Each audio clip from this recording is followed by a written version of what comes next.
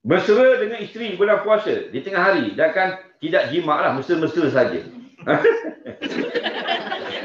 Siapa tanya? Siapa tanya apa? Akak langgar, siapa tanya? Boleh, berapa budak tak bolehnya? Yang kata haram, bermesra dengan isteri orang. Haram. Isteri kita boleh. Takat mana boleh? Dia kata al-yajuzu ma'al karaha. Tengok jenis kemesraan. Kalau mesra itu jenis pegang-pegang gitu, makruh. Tidak haram.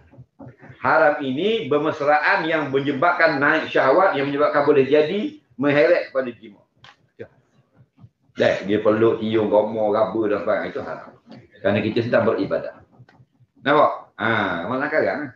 Tapi mesra maknanya mesra tu, mesra tepuk, mesra bergurau. Itu harus. Faham? Yang tidak terlibat membangkitkan syahwat. Itu harus. Itu masuk mesra. Tapi kena ingat biasanya bulan Ramadan ni gitulah. Isteri dia menjadi ujian. Betul tak? Bulan lain dia buat mahal. Kerana apa? Kerana yang sakit lagi suami. Isteri tak ada kafarah. Isteri kalau jima berlaku, 1 hari je qada. Suami, syahra ini mutatabi'ah ini. 2 bulan berturut-turut. Masuk hari 59, terlupa niat, kena ulang balik dari kosong. Tapi punca isteri. Nampak? Lembu punya nama sapi. Lembu dia susu sapi dapat nama. Jaga baik-baik. Bulan Ramadan juga bulan ujian. Bulan lain kita panggil bini kita nak masuk dalam bilik. Tak gerak. Duk tengok TV gitu. Kita sedap kan. Ego nak kena tikam. Kita lihat ni. Mek. Selema. Ketuk. Lik tak tengok lipat baju ni. Lipat baju.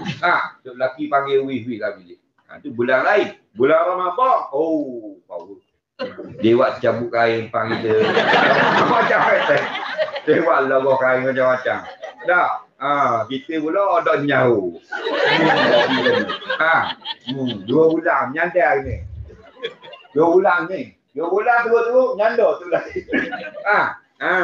Sedap 5 minit saat ni kena hati-hati. Bulan ujian. Tak? Boleh buat black-black bulan Ramadan. Pergi mandi dah, ada waktu halal. Itu beri kodoh itu.